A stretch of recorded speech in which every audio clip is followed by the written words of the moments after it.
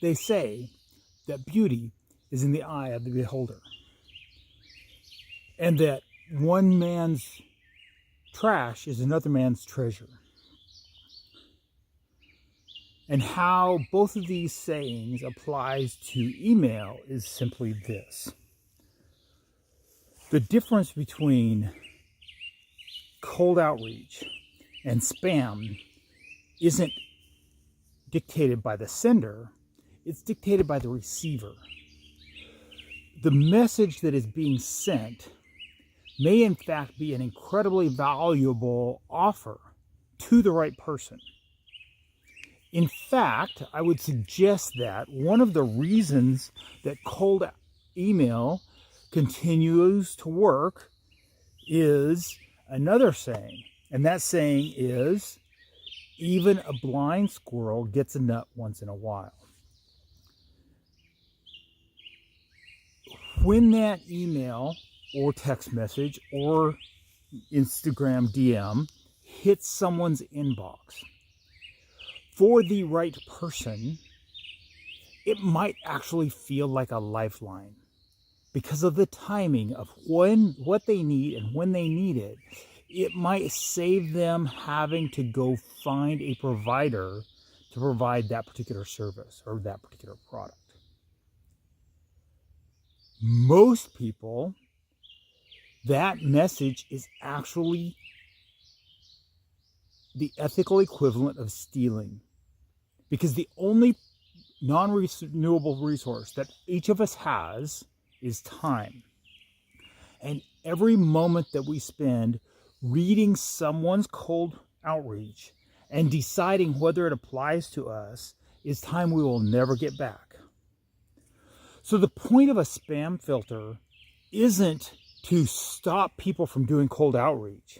It's to save the receiver time of having to decide whether that cold outreach matters to them. So actually, I want my spam filter to be a little bit porous, or more specifically, to be like a sponge where it absorbs and absorbs and absorbs, but then you can squeeze it out when you need something. So say I was in the market for email marketing. I was in the market for someone to teach me how to do email marketing better. Most of the messages that are coming to me telling me about email marketing, up until the moment that I'm ready, are spam. But at the moment I'm ready, I would love to be able to squeeze that sponge and say, who's all the people who have reached out to me about email marketing? Or my favorite one to talk about in this topic is Instagram DMs that say, I can get you 10,000 Instagram followers.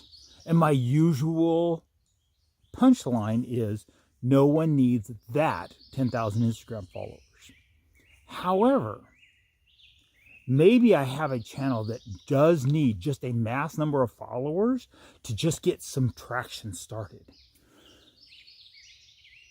And if that's what I need, then maybe it will be really nice to go back and say, who's all the people that have sent me that offer? Now, I don't imagine myself ever doing that for myself or for any of my clients, but you never know. And again, one man's trash is another man's treasure. There's a reason these offers keep coming. Clearly someone is buying it. So it's treasure to someone. To someone it was a lifeline.